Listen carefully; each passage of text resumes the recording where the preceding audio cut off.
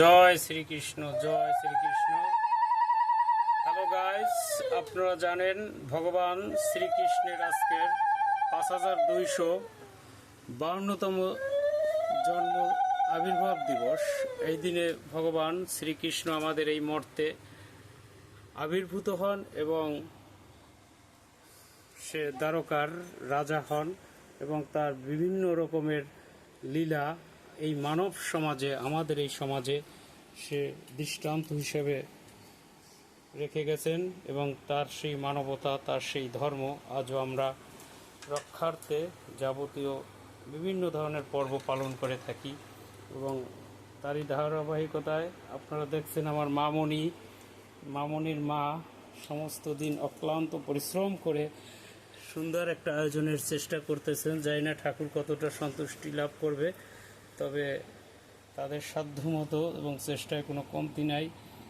পঞ্চফল, পঞ্চপিঠা, পঞ্চগভ্য, পঞ্চশস্য, পঞ্চফুল, কি বলে মিষ্টি তো বলছি, পঞ্চ জুস, সব কিছু দিয়েই, শুধু পঞ্চ না, তার সাথে আরও অ্যাড আছে অনেক, মানে সর্বনিম্ন পঞ্চ আর কি। তো যাই হোক, তাদের সেই আয়োজন আপনাদের সামনে একটু শেয়ার করার জন্য আমি দেখাচ্ছি। এখন ঠাকুরকে স্নান করানো হয়ে গেছে, তারপরও একটা পর্ব নাকি বাকি আছে আমাকে বলল, সেই পর্বটাও আমি আপনাদেরকে দেখাবো।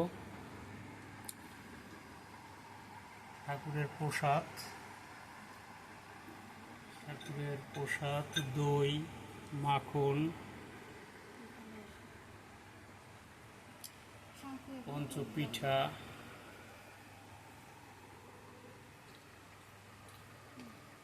এখন আমার মামনি আবার ঠাকুরকে স্নান করাচ্ছে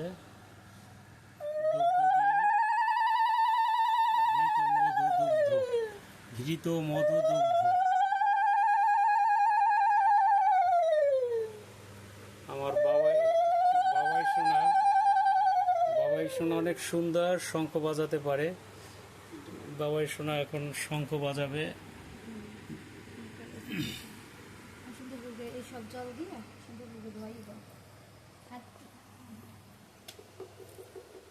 শঙ্খ বাজানো আসলে একটা জটিল কাজ,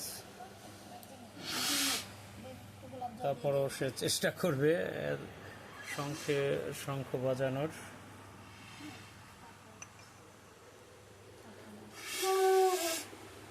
হ্যাঁ,